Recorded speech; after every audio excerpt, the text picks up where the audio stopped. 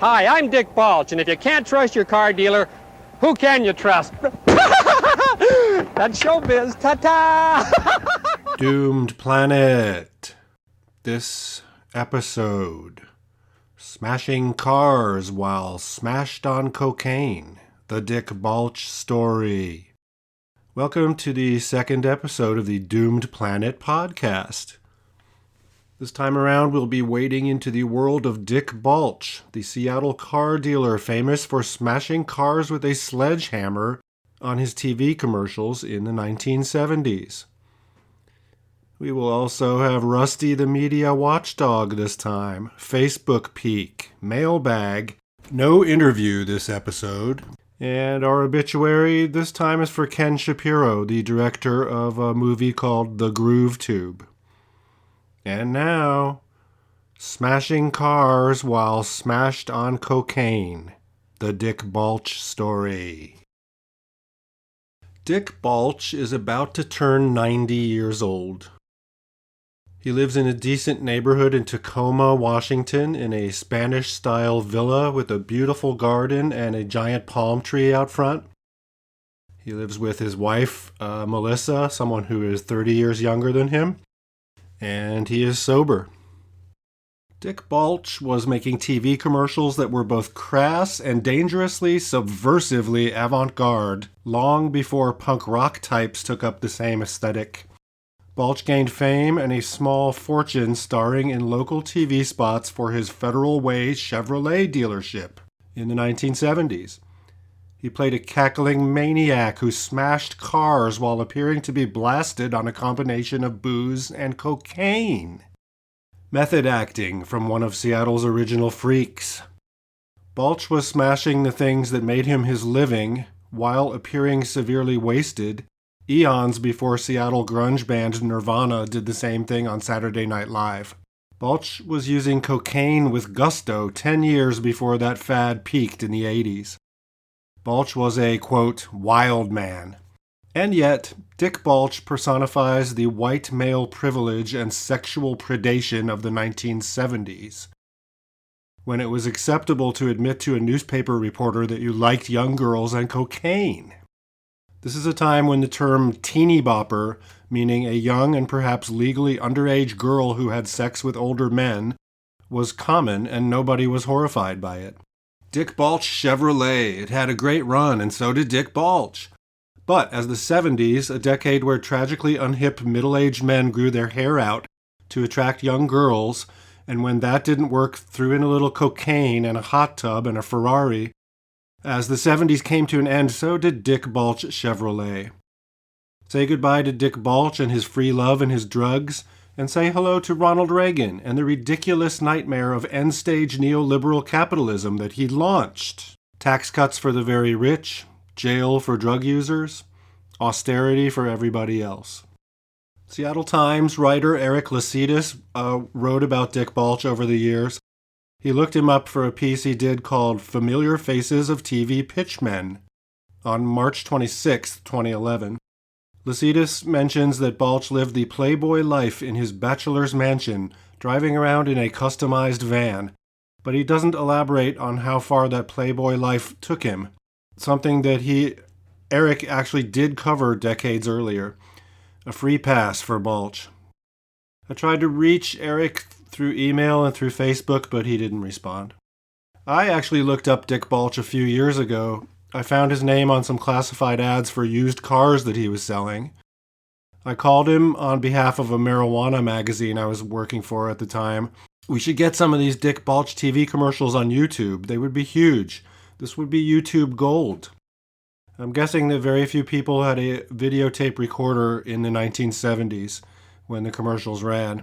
And Dick Balch said, laughing, yeah, that would be a kick in the pants. That's what he always says. So, I told Dick the type of publication I was working for, and he understandably wanted nothing to do with it. He said, I'm sober, and I don't want to look back at that. So, we're going to leave him alone here. We're not going to try to contact him. This is not exactly journalism. It's a podcast that tells stories, and we don't need equal time or both sides of the story. And I think Dick's life since he became sober, is probably not as exciting as during the wild man years. And another thing, his wild man period was so long ago that if he had murdered someone back then, he would be out of jail by now. So, and he didn't murder anyone or actually get charged with any crime, other than some tax-related stuff. So Balch was a 40-something swinger and madman, and he had some young girls over doing a little housework at his waterfront bachelor pad. In the 70s, this was considered normal, even though one of the girls was only 16. 5 young women were at the house at the time of Balch Day when the crime happened. 2 were high school girls doing cleaning work. One was Mr. Balch's secretary, and the other 2 had just stopped by, perhaps for some cocaine. The man who committed the crimes arrived at the house. He said he had come to do some work, and he was admitted, and that's when the crimes happened. And that changed Dick Balch's life. So we dug up what we could on Dick Balch. The first mention we can find of Dick in the media is from the Seattle Times on September 30th, 1971. A story by Don Duncan called "A Real Smash with the Car Buying Set." Duncan talks about Balch's appearance speaking in front of the 120 members of the Seattle Ad Club and cracking them up with his wild man shtick. One imagines a Mad Men sort of scenario here, a room full of 120 dudes in tacky 1970s leisure suits and polyester ties, cheering on a known seducer of their teenage daughters. It should be no surprise that Balch is our latest merchandising sensation. There is a historical precedent for his pitch: the carnival barker, the frontier flim-flam man selling Kickapoo joy juice, the hucksterism of P.T. Barnum. Trumpian, almost. Also from 1971 is an internal Seattle Times document that I dug up that shows that at one point he owed the ad department $150,000. So he spent a fortune not just on the TV spots, but on print ads too. And presumably he paid back his balance on that, since Dick Balch Chevrolet would coast through the 1970s as a profitable concern. In May of 1972, Dick Balch appeared somewhat nude in the center spread of the Seattle Flag, an underground hippie newspaper. Now, I'm more familiar with the Helix, which was a longer-lasting underground paper from that time that had great cover art by Walt Crowley, very talented writer and artist and hippie. He would go on to create historylink.org, which is an invaluable resource for, say, researchers of Seattle true crime. Crowley also wrote a book called To Serve the Greatest Number. That was about Seattle's pioneering group health cooperative. It was a work-for-hire situation, but it's still a good book. Hippies need money, too. Sadly, group health was acquired by the for-profit Nazi-sounding Kaiser Permanente. Permanent king, permanent Nazi king. Scary. Anyway, the Seattle flag shows his bare butt. Barely. He's lying on his stomach on what appears to be beaver pelts. And he's holding his trusty sledgehammer. And the picture is signed, "With love, Dick Balch." Collectors of Balcherobilia know that he has several headshot photos that he'd like to autograph. "If you can't trust your car dealer, who can you trust?" is one of the things he often wrote. In one photo, he's wearing an American flag tie and a peace symbol belt buckle. The Dick Balch Chevrolet license plate frame is fairly sought after, at least by me. There's also a Dick Balch coloring book. Have fun, kids. Color me. Balch's fame went national in the July 31st, 1972 edition of Time magazine. In the painful recession that has gripped the Seattle area's aerospace-sensitive economy since 1969, many merchants have managed to survive only by using a hard sell technique. The hardest of all belongs to a luxuriantly mustachioed suburban dealer of Chevrolets and Fiats named Dick Balch. He moves his wares with the help of a 12-pound sledgehammer. So we'll go on to just quote extensively from this Time magazine piece. In 10-second TV spots, Balch has used the hammer to bash in the windshields, headlights, and fenders of some 200 of his shiny new cars.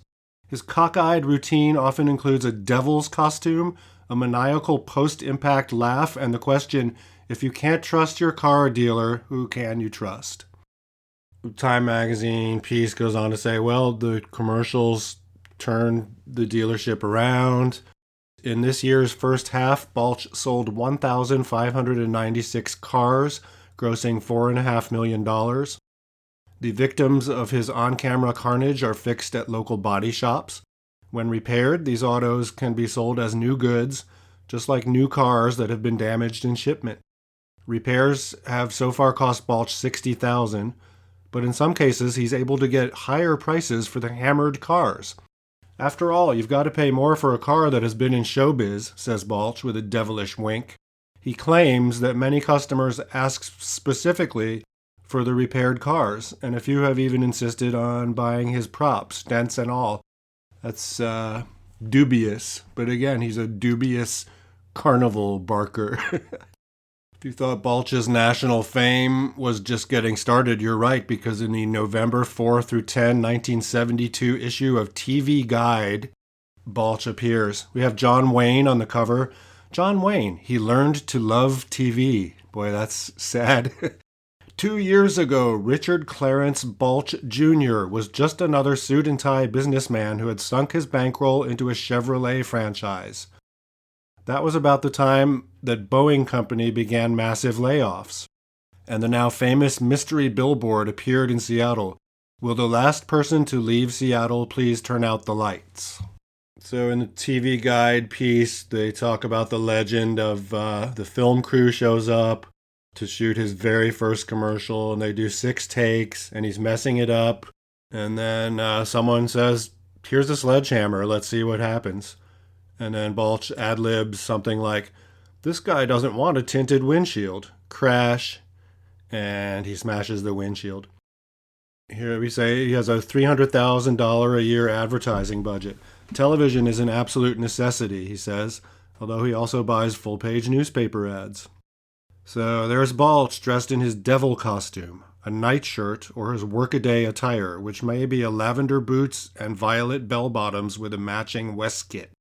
So he's dressed in his devil suit, and he'll often say, if I can't give you a better deal, I'll tell you where to go. Ha ha ha ha. So the other joke is he's got a sledgehammer in his hand standing beside a new Fiat, and he says, they say you can't air condition these small Italian cars. And crash through the windshield. Ha ha ha ha. So interestingly, the guy that wrote that TV Guide piece, Frank Chesley, talks about Dick Balch on historylink.org. A newsie remembers Seattle years at the PI, which is the Seattle Post-Intelligencer, 1969 to 1975. Quote, the most outrageous experience of the TV years was Dick Balch, a Federal Way Chevrolet Fiat dealer who made a huge pile of money during the Boeing bust by running wacky 10-second spots on local TV stations. Long-haired and mustachioed, he would stand by a car with a sledgehammer in a devil suit or nightshirt. He built a sumptuous Hollywood Hills-worthy bachelor pad on the Puget Sound, drove a bright yellow Ferrari for a while, and was a local folk hero among the kids.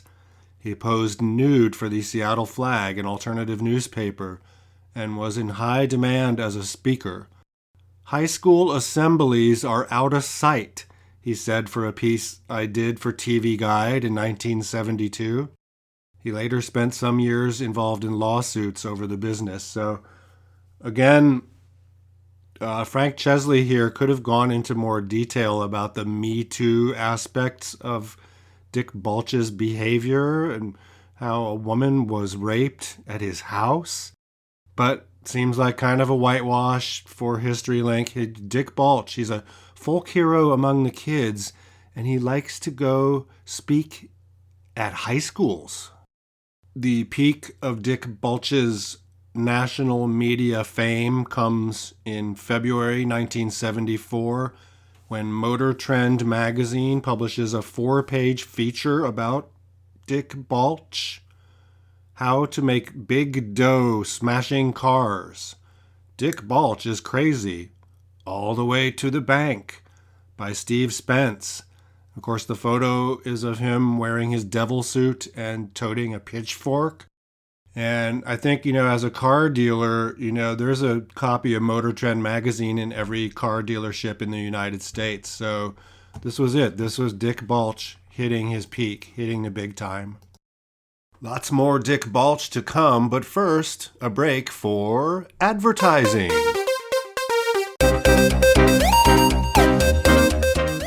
There's a lot of good things in life. Me, I like driving through the redwoods. Making that first run on fresh new powder. Pizza with the works. And the taste of Olympia beer. On the job, I like working with guys who know what they're doing. And catching a great old movie on the Late Show. I like filling an inside straight. Walking the beach with TJ. Talking, kidding around. I like finding a great little bar overlooking the bay. And the taste of Olympia beer. It's the great light taste of Olympia. The one great taste in premium beer. The great light taste of Olympia. That's what I like. So Motor Trend talks about how he apparently grew up in a St. Louis orphanage. The formula of his madness follows a pattern. Give him a straight line, smack the car, hit him with a punchline, cackle outrageously, and get off, all in 8 seconds. Quite simply, Dick Balch has made a tidy fortune being a lunatic. He owes his success not only to TV saturation of his loony 10-second commercials, in which he batters new cars and trucks with a sledgehammer while cackling hysterically, but also to an anti-establishment approach to salesmanship and his hedonistic lifestyle. Fade in to Balch, peering into his reflection in the windshield of a new car. Mirror, mirror on the wall, who's the best Chevy dealer of them all? Pause, as though waiting for an answer. Wrong answer, mirror, he says, bashing out the windshield. Oh, fade in to Balch holding a 56-pound sledgehammer, an enormous, barely liftable tool. Hi, I'm Dick Balch, and if you come out and guess how much this hammer weighs, he hoists it up and brings it bashingly down on the hood of a car, then turns back to the camera, grinning like a naughty boy. I'll give you a ride around the block. Oh, Fade in to Balch. I used to be a bugler in the army, and my favorite tune was Lights Out. He swings and smashes a headlight on a camper. Balch has done reels and reels of his unrehearsed madness, and he has flooded Seattle television with them. They have made him a celebrity, and he feels they are responsible for increasing his new and used car sales from 650 vehicles in 1970 to an anticipated 4,000 this year. Happily for Bachelor Balch, the ads have helped create a personal lifestyle that includes fast girls, faster sports cars, general hilarity, and an architect-designed Playboy pad on a 100-foot cliff overlooking Puget Sound. Not bad for an orphan from St. Louis. And we have photos of the Balch mansion. Pretty much the same, hasn't been remodeled. Beautiful, stunning, spectacular place overlooking the Puget Sound with the Olympic mountain range in the distance. So there's actually some background material on Dick Balch in the Motor Trend piece that is probably legit. He was in the Coast Guard and he didn't like the authority. He was in Seattle University but dropped out. And then he started selling cars in 1957. That's part of the perv factor with Dick Balch. I mean, During the swinging 70s, he's already a 40-something guy, which would have been considered ancient by any of the young girls he was dating, but hey. So in 1957, Dick Balch is selling cars around Seattle. The guy I worked for taught me everything a car salesman needed to know. Which beaches had the best-looking broads, the daytime TV movie schedule, what time the bars open, wah-ha-hee-hee-ho-ho-ho-ho-ho. Like most car salesmen, Balch moved around to a number of lots. Unlike those shifting salesmen, Balch built up a bankroll, and in 1969, he put up his fortune for his own Chevy dealership. His timing could not have been worse. That same month, Boeing Aircraft Company, Seattle's mainline source of jobs and the barometer of the Northwest economy, announced that the space-age boom was over and immediately laid off about 60% of its 100,000-plus workforce in the area. The move would plunge Seattle into a mini-depression, unemployment would set a national record of 10%, and Dick Balch would take a financial hit. But according to Motor Trend again here, there was a Balch Day of Magic in May of 1970. A TV crew showed up at Balch's dealership to shoot commercials. I looked out the window one day and there they were, a director, a cameraman, a makeup man, a script man, and all this equipment, and I panicked. I thought they were going to reshoot Gone with the Wind. Balch was wearing a suit, and his hair was only semi-long, and his planned pitch was straight. But I just couldn't do it. They told me I had to stand in this spot and say this and do that in this amount of time. I tried it a half a dozen times, and I was flubbing it. I was saying stuff like, "Hi, I'm Dick Federal out here in Balch Way." It was horrible. Finally, someone said, "Well, you obviously can't do it, and what are you going to do now?" I was standing next to the car, paranoid as hell, and I guess some of my childhood hostility came out, and I said, "Well, I'll tell you, if I had a hammer, I'd bat this stupid bleep car." The shop was right there, and somebody came out and handed me a hammer. So that first bashing was a brand new Corvette. Anyway, they started doing 30-second spots and quickly figured out that they should shoot 10-second quickies, and they cost about $75 a piece to shoot. So the reporter here for Motor Trend goes to visit Dick Balch, and he's got a 25-foot trailer behind the main showroom of his dealership, away from his salesmen, billing offices, and office workers. Private. As you walk up the trailer steps, you think of all the stories you've heard in just a day about Balch. He's a real freak.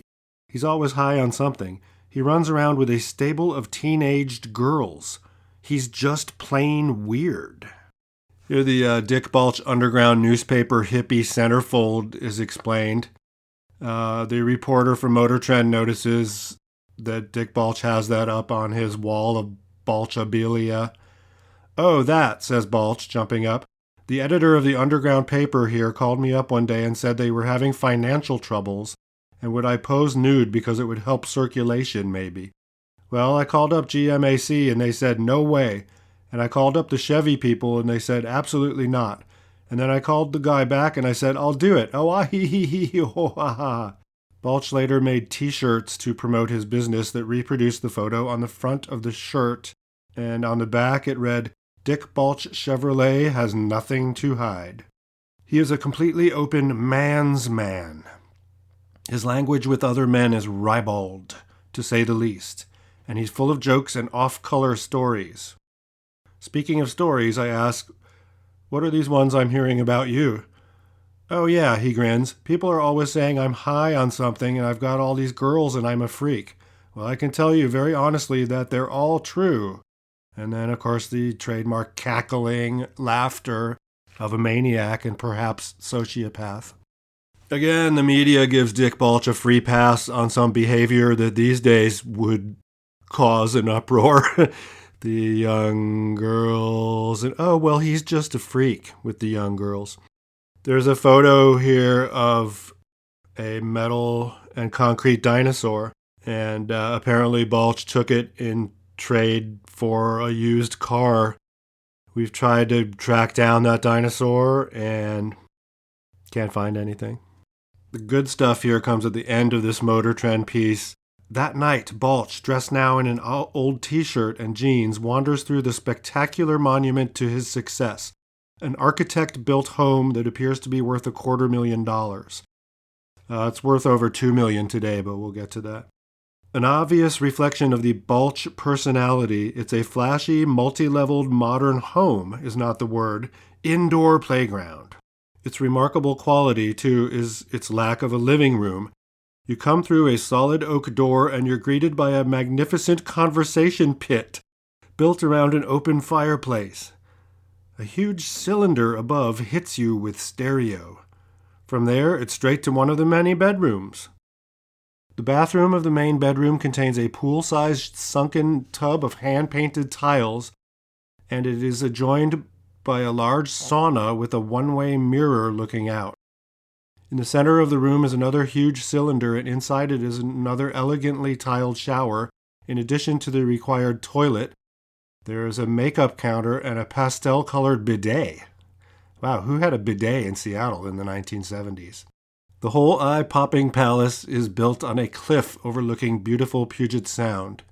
He is in a somber mood, playing with a handsome but huge Doberman pinscher.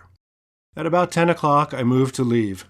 "You don't want to stick around? That's up to you," he says, grinning, indicating that the place isn't going to be empty of people much longer. So that's it. Motor Trend goes to visit Dick Balch, writes a fawning portrait about what a great and bizarre freak he is. Dick Balch, celebrity, iconoclast, swinger, freak. I have this feeling that most of all he is very elated at having beaten the system at its own game, and he hasn't compromised himself in the process. He has made a fortune in business, and he has not had to be a peddler. The underlying truth is that Balch is actually mocking, laughing at, thumbing his nose at respectability. He's scoffing at all the faked sincerity of salesmen, of double-knit TV pitchmen manufacturing trust and truth. He is a remarkable combination of businessman and free spirit, a combination that no one likes better than Dick Balch. And he's 43 years old. There's one more thing. It's one of those 10-second spots I saw on TV that keeps running through my head. It goes like this. Fade into Balch alongside a new car. Dressed outrageously, grinning idiotically.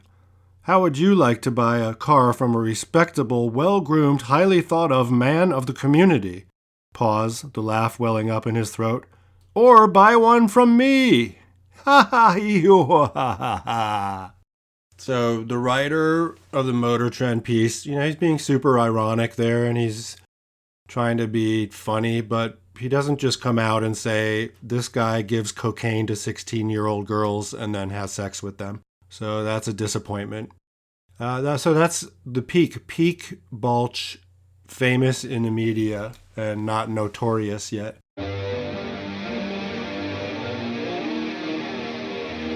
We dug up something weird, the April 26th, 1974 edition of Thunderword, which is the Highline College newspaper in Midway, Washington.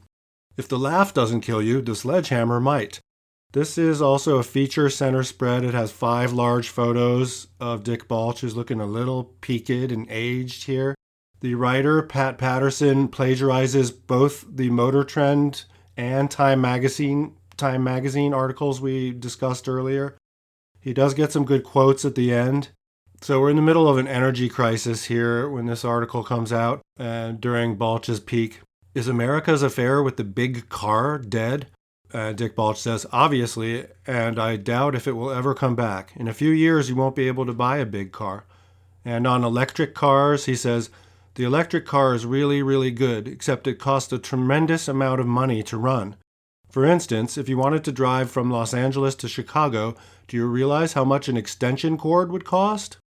So, that's a reminder of the existential reality that we live in here in 2019.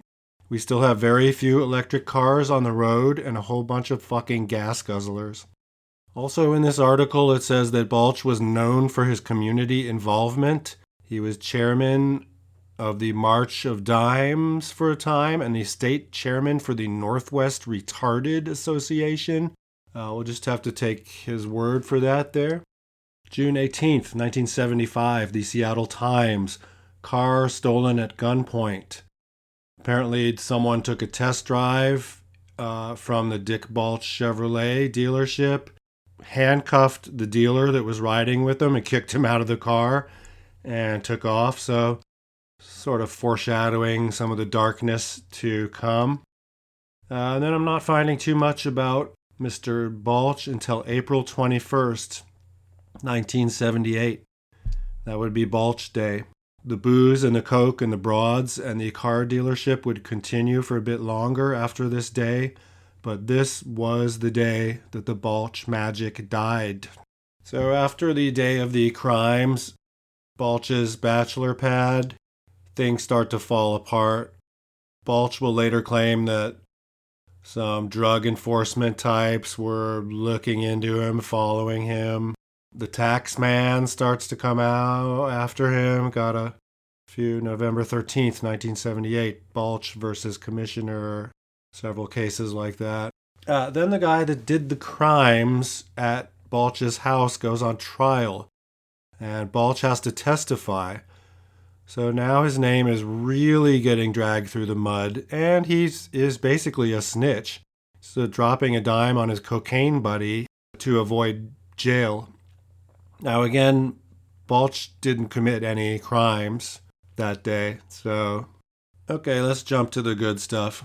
In July of 1978, the man on the Balch beat, Eric Lasitas, produces a stunning story, The Trial That Hammered Dick Balch. So Eric's piece is probably the best description of Balch Day, the day of the crimes. A few days ago, I interviewed him. What follows is that exclusive story in which Dick Balch talked about his use of cocaine, his preference for young women, and his hedonistic lifestyle. I am not a priest. I am not a philosopher. I am Dick Balch, he said. You are here to enjoy life. You can do anything you want as long as you don't hurt somebody else. The trial ended a week ago when Michael Ward Hale was found guilty of kidnapping, robbery, theft, rape, and carrying a firearm at the Redondo Beach home of Balch. The prosecution charged that Hale went to Balch's home and threatened 4 women, ages 16 to 21, with a submachine gun, and then forced them into a sauna where they were ordered to handcuff themselves to pipes. The women had been cleaning Balch's home. One of the young women was raped, and then was told to call Balch at his dealership to get him to come home. Balch said he was told to get an assistant at the dealership to remove all the money from his vault and to get narcotics. Balch said the assistant was told to get an envelope in a trailer where Balch had been staying while his house was being remodeled. The envelope contained about $200 to $300 in cash and about $50 worth of cocaine hidden in a dildo, Balch said. So he met this guy, Michael Hale, at a party 2 years prior to the Balch Day and was letting him crash at his place and stuff. So just some sordid business. So as to the rumors that Balch was dealing drugs, in Eric Lasitas' exclusive interview here, Balch is quoted, "Can you imagine $67,000? He's referring to how much he makes in 1 month. Why would I want to deal in drugs?" So this is another painful part. Dick Balch talked at length about women. "I've always liked young girls, no question about that. Probably 18, 19 years old. They're the only ones that I can understand or who can understand me. You go out with someone older, they don't want to have fun. They want to get married, have children. They seem to develop so many problems and hang-ups and paranoias. I said that feminists would take objection with that statement, accusing him of taking advantage of immature girls. You should have the pleasure of meeting some of the women they'd think haven't matured," replied Balch. He said he was not very happy with the court testimony about groupies. "My ex-wife, as they referred to her, got on the stand and told all that," he said. "Don't you think that she might be a little bitter? Sure, I have girlfriends, but I don't have groupies. That's for rock stars. I like to think these girls were here because they cared for me and enjoyed my company.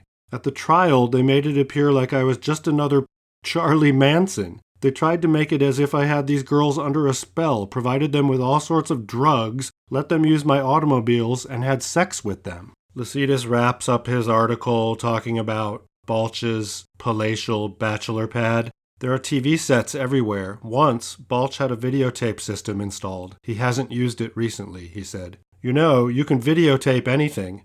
A party, your relations with a woman, if she agrees to it or if she wants it, he said. It makes no difference. It's just another toy. RCA announces a major improvement in video cassette recording.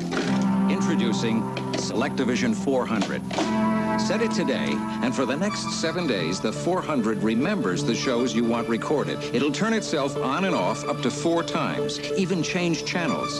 Selectavision 400, the 4-hour video cassette recorder with the 7-day memory. Let RCA turn your television into Selectavision. So it's funny that Bob Crane was not the only pervert to install video equipment for sex tape usage in the 70s. Dick Balch was surfing that trend too. Super laughs, super fun, super romance, and super surprises in Walt Disney's Super Dad, tonight on NBC. So again, thanks to Eric Lycidas of the Seattle Times for writing this definitive bit about Dick Balch. I asked Dick Balch if he thought all this publicity would affect his public image.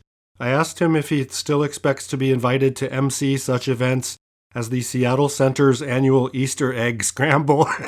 Can you imagine anybody reading about the trial and seeing a different Dick Balch because of it? It's a known fact that I go out with lots and lots of ladies. So for $50 of cocaine, they're going to change their opinion of me, he said. Well, if people are going to think less of me because of all the lies and crap that was said about me, and because I occasionally use some cocaine, it's not really important to me. Eric, when you get up in the morning and look in the mirror and are happy with yourself as I am, what people say doesn't bother you. I find my lifestyle is great. Not good, but great. I love it. I wouldn't change it for the world. Okay, so Eric Lycidas on the Balch beat. Sometime later, Dick Balch, when something is over in your life, it's over. Dick Balch is undergoing Chapter 11 bankruptcy. Dick Balch owes nearly $2.7 million, but if his records are correct, he also has $4.2 million in property assets frozen by the Chapter 11 proceedings, which means that he'd have over $1.5 million left after paying off debtors. And I do speculate that Dick Balch came out ahead. He flew to Hawaii, fucked off to Hawaii. Okay, then a couple decades go by, and I believe that Dick Balch gets sober during this time, and he appears back on the internet on March 16th, 2010, in a blog.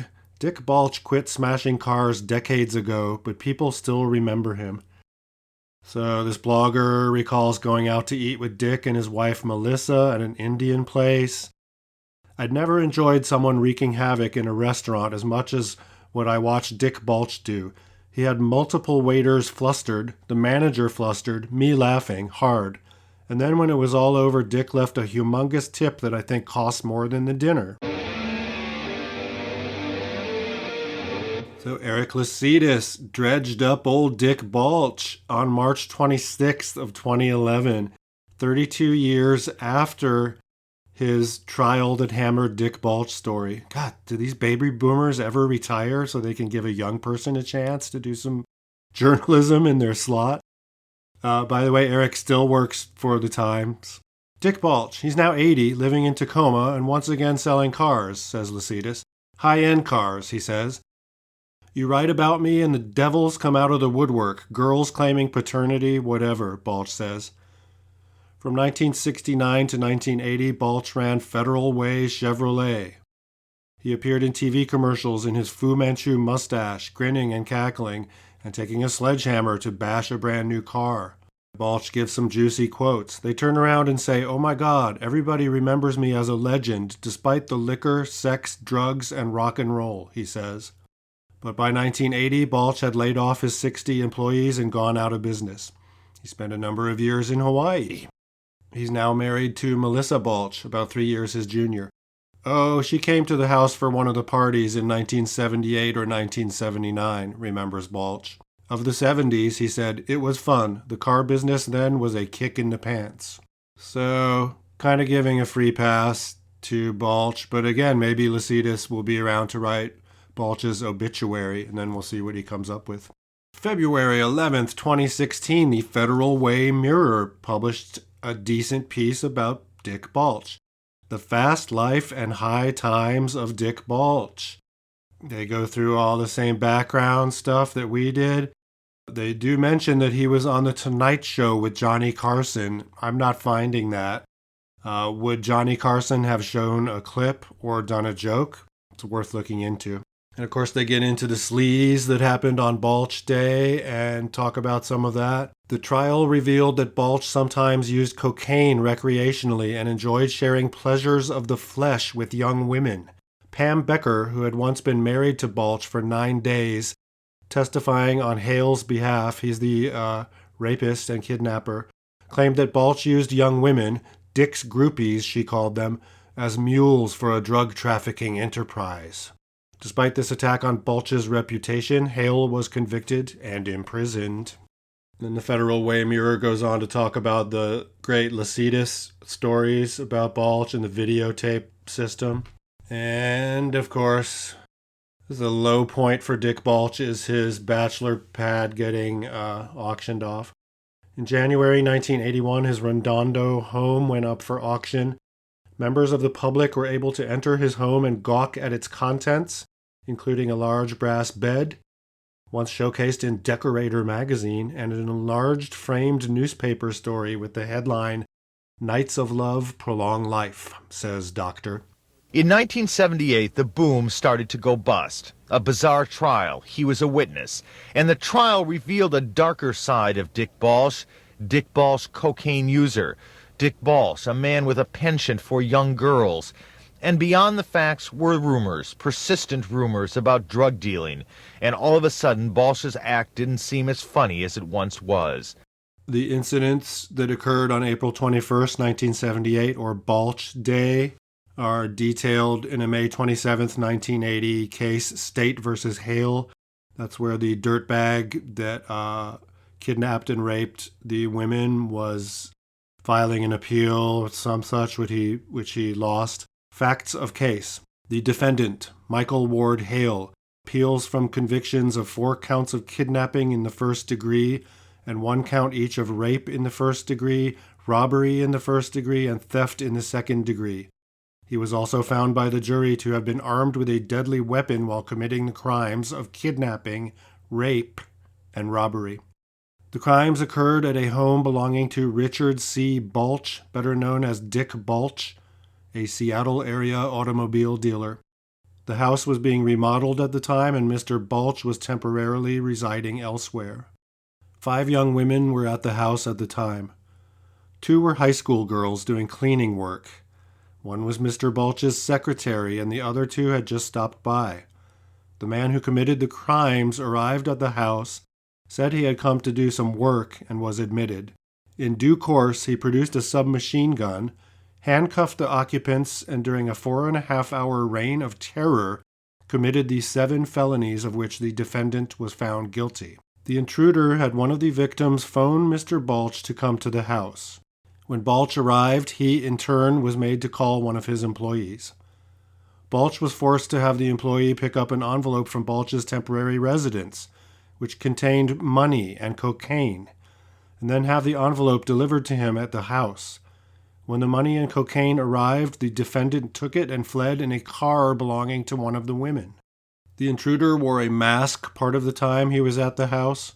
4 of the young women, each of whom saw the intruder without a mask for a time, positively identified him as the defendant, Hale. They first identified Hale's photo from a photo montage, and then identified him in person at the trial. Their testimony was detailed and consistent. The 5th young woman victim had only a brief glance at the man and was not able to identify him. Mr. Balch did not see the intruder unmasked. He testified, however, that Hale was a friend of his, had lived with him for a time, and had supplied him with cocaine. Balch also testified that he was familiar with Hale's voice, mannerisms, and speech, and, based on this and what he observed, was certain that the masked intruder was the defendant, Hale. At trial, the defendant testified he had not committed the crimes and was elsewhere at the time. Other defense witnesses also testified in support of the defendant's alibi defense. So there you have it. And yet there's more Dick Balch to come, in a way. Stay tuned. Rusty, the Media Watchdog. This time around, we will be looking at the February 1974 issue of Motor Trend magazine. That's the famous Dick Balch issue. And again, this is in the middle of the Nixon-era energy crisis. Sadly, I'd like to report that cars are now efficient and are mostly electric, and we do not have gas-guzzling giant vehicles on the roads, but that's not the case. Gas guzzlers? Why are American car manufacturers so hung up on large displacement, low horsepower, gas-guzzling engines? The rotary-engined Corvette that you presented really disappointed me. I thought that they would put car bullshit. Threats, jive, abuse. Here's another letter to Motor Trend. Your message is obvious. While I admit that it may seem suspicious that all those letters, MT November, originated in Illinois, I claim no wrongdoing. Furthermore, I am having my special counsel, J. Hashford Tokewell III, check into the matter and issue a full report. The question has been asked, should I resign? The answer to that can be given only by the American people. So, come on, American people, rally around. Are you going to let a monolith like Motor Trend quash the creative drive of a solitary under-rabbit such as I? No siree, Eric. Ain't it fierce? Give me that football. Hand me that flag. Full speed ahead. Call Bella Abzug. Where's Robert? You media men will think twice before you kick the White Rabbit around again. From The White Rabbit, Quincy, Illinois. Yeah, the 70s were wild. They're inserting some drug humor into the letters section of Motor Trend magazine. New from Bell and Howell Schools.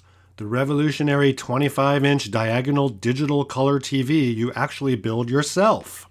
Digital electronics is a fascinating world to explore. It's a new technology that's changing not only our clocks, wristwatches, and pocket calculators, but now, color TV.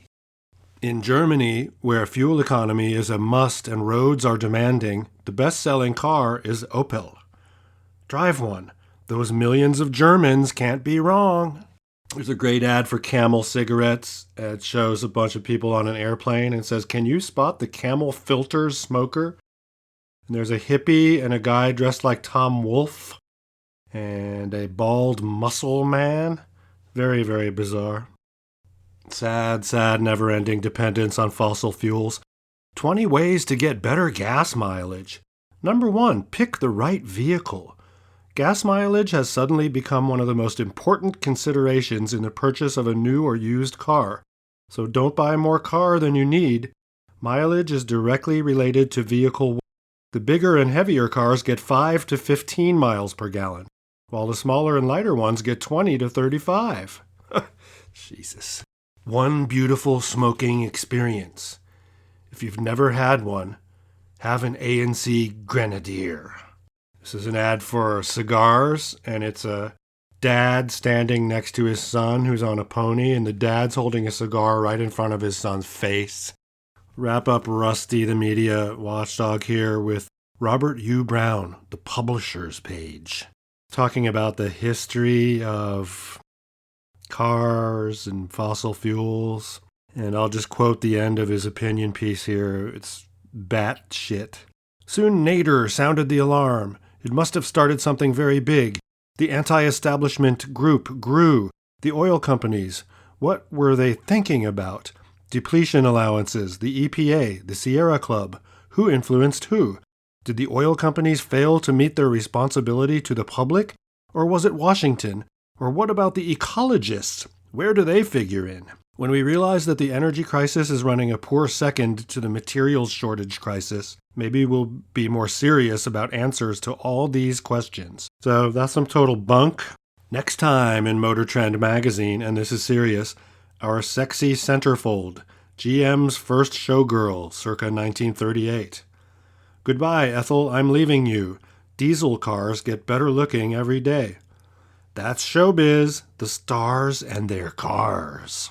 More cars to own in the energy crunch. Facts, mileage figures, and on-the-road tests. And finally, with a picture of a car that has a license plate that says Nader 1, we told you, Ralph Nader, where to get your new Corvair. We are going to combine our mailbag and Facebook fuckery sections of the podcast into one thing by looking at Dick Balch, the wacky 70s Chevy dealer, the Facebook page for that. So we see a picture of Dick with his wife, September 11th, 2018, looking happy and healthy. Again, he's almost 90. And then Linda Culp posts on one of the links, best boss I ever had, Dick Balch Chevrolet, service cashier, May 1977 to August 1980. So I go look at her public Facebook page. God, why do people do that? And we see that she's a Trump person, and then you look at her friends list, and many of the people have this idiotic Trump 2020 badge on their profile picture. What the hell are people thinking? So again, Linda says, best place I ever worked and best boss I ever had. Met my husband of 38 years there. Thank you, Mr. B, I guess. I was the service cashier. And I can still remember the sign going into the service department from the breezeway. See the cashier for your pleasure. Wow. And I will never forget that laugh. Bob Berger posts that spent a bunch of time with him at Clark Marshall's custom auto, hot boat, and speed shows and Clark's home, especially with his Kabonger Kleckers period. Great, caring, and honest person who worked at everyone else having fun too. Sadly, he was cheated, robbed, defamed, and lied about by the FBI, DEA, and Republicans for their own glory and power grabs. Shame. Peace. If you can't trust your car dealer, who can you trust? Certainly not your government. Also on the Dick Balch Facebook fan page, someone has linked to the Zillow page for his house, 907 South 277th Place in Des Moines, Washington. 4 bedrooms, 4 baths, 4,624 square feet. The Zestimate $1,858,000. Breathtaking estate with waterfront, sound, and Olympic views. One of the most prestigious and famous homes in the South Sound. Custom 4-bedroom, 4-bath. Master has skylight over the king bed to view the stars. Custom cabinets, kitchen and baths, high-end appliances. Indoor sauna, soaking tubs, circular shower. Swimming pool, outdoor jacuzzi, and fire pit. Private, gated with security monitor. Award-winning architecture, including House of the Year in Architecture magazine. What I love about the home. Stunning architecture, truly one of a kind. If Walt Disney were to build a house for adults in Seattle, this would be it. Sauna with 2-way glass, waterfall, steam shower, second circular shower in the middle of a room, 5 fireplaces, pool, hot tub on the cliff with 200-degree view, and your own stairs to the beach, extremely private pool and deck area, no view from neighbors, wink. I sleep every night like a baby. 10 years later, do I use drugs today? No. Do I young girls today? No. Would I? I got no shame. You got no shame. Mother-in-law apartment included. Built like a yacht in design. Deserves to be owned by the most discriminating of buyers, seeking the one-of-a-kind. And the photos of the house are truly stunning. If you're out on the Puget Sound, looking west, you're going to see the Olympic mountain range, snow-covered, beautiful mountains. And of course, the sun sets in the west, so you're going to have a spectacular sunset. It's a beautiful house. Judy Unwin leaves a comment. OMG, he came to Sammamish High School and tried to pick up all the girls. Had forgotten that blast from the past. Gorgeous looking house. Carol Ann Ray leaves a comment. The pictures of her from the 70s make her look exactly like a member of the Seattle band Heart. She's a former senior flight attendant at Eastern Airlines. Took many a lapse in that pool. Truly a beautiful house inside. The fireplace pit inside was my favorite space to hang. I lived just next door in the cutest 2-story condo. Sounds like an episode of Three's Company. I loved living on the cliff. It was amazing. Dick and I shared the same driveway. I bet you couldn't touch that land today. Well, yeah, you could if you had $2 million. Carol Ann Ray also says, his love of his life, Pamela, was a very good friend of mine. She drove a red Fiat convertible. Bill Greenan says, I loved the Watergate special. If you buy this car, we'll throw in 16 minutes of blank tape free. Smashes windshield with a sledgehammer, throws in a reel of blank tape through the gaping hole. Epic! Robin Henderson says, I miss Dick. He was part of what was good about the 70s. Margaret McKay Hayes says, I own his house. So, why do these people have public Facebook pages? Anyway, she seems like a nice lady. She's like an elderly white grandma who is wealthy. And that wraps up our Facebook peek for this episode. My name is Vernon Funk, but people call me Vernon Funk. Insurance is like a box of chocolates. With some companies, you never know what you're gonna get. Mama always said to keep it simple. At Vern Funk, we keep it simple, and that's all I have to say about that. Stop running all over town. Call Vern Funk Insurance, 1-800-654-SR22. Discounts and payment plans available. Remember to honk when you drive by Vern Funk. We have 2 obituaries for Doom Planet Podcast, Episode 2. The first is, of course, Balch related, as is the second, because it deals with the wacky, drugged-out 70s. Marty Johnson, 69, of Des Moines, died on Saturday, November 8, 2003. He was born in Ballard and lived in King County all his life. At 17, he joined the Air Force. After the service, he worked for Everett Lincoln Mercury, then went on his own in the used car business. He then went into the wholesale used car business and became known as Scrap Iron. That's a nickname of a tough dude. In 1975, he opened Lakeside Pontiac GMC in Bellevue, but his dream was to have a Chevrolet store. And that dream came true because in 1981 he took over the Dick Balch facility in Federal Way and opened Vista Chevrolet. And then he went on to a career of more dealerships and more cars. And so that's Marty Johnson and his connection to Dick Balch. Wow, it looks like we don't have time to do an interview for this episode. But we will wrap it up here with one more obituary. That would be for Ken Shapiro, 1942 to 2017. If you live to be 75 and create one of the greatest comedy movies of all time, that is a good life. Ken Shapiro produced, directed, and starred in The Groove Tube, 1974, which is nothing more than a series of sketch comedy bits. But they are raw and pure, and they reflect the spirit of the 60s, when materialism was considered uncool by most of the young people. Sadly, the time when an overtly counterculture film like The Tube could get made and get wide distribution was after Tube got made. These days you could get a film about war in space or superheroes at war made. The Groove Tube, not so much. The Groove Tube satirized TV before that was generally done and broke the ground for Saturday Night Live and the Kentucky Fried Movie, which came out in 1977. Sure, we had the raunchy humor of National Lampoon before we had Groove Tube, and anti-establishment gross-out comedy is not new, but the Groove Tube was a movie, and not only that, it was hugely popular. Even better, Shapiro self-financed the Groove Tube, and he made millions of dollars. He did so by literally telling corporate America and corporate media to eat shit. Brown 25, another fine product from Uranus. At Uranus, things come out a little differently. I won't bore you with the comprehensive lowdown on Tube.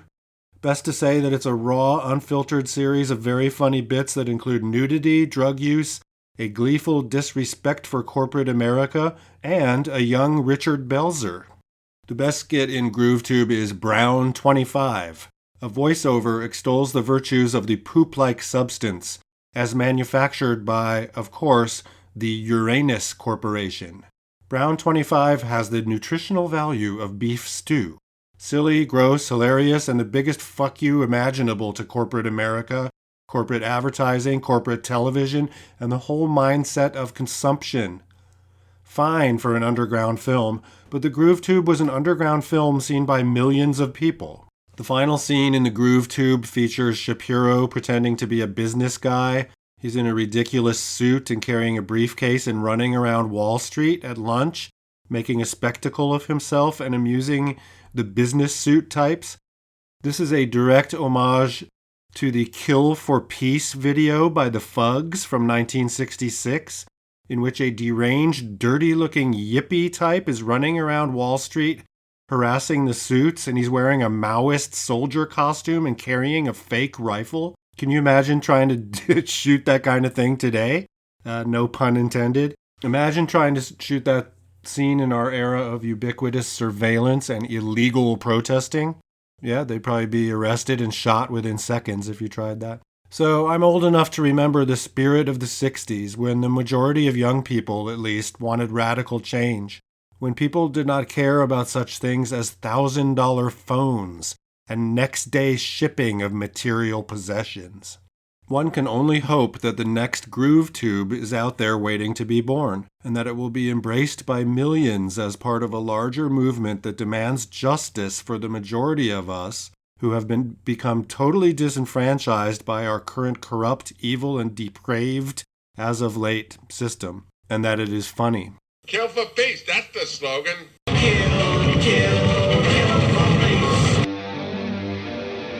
The Doomed Planet podcast is part of the Wild World News Network. You can find us at doomedplanet.com. 5, 6, 7, 8. Goodbye, this is the end of the song.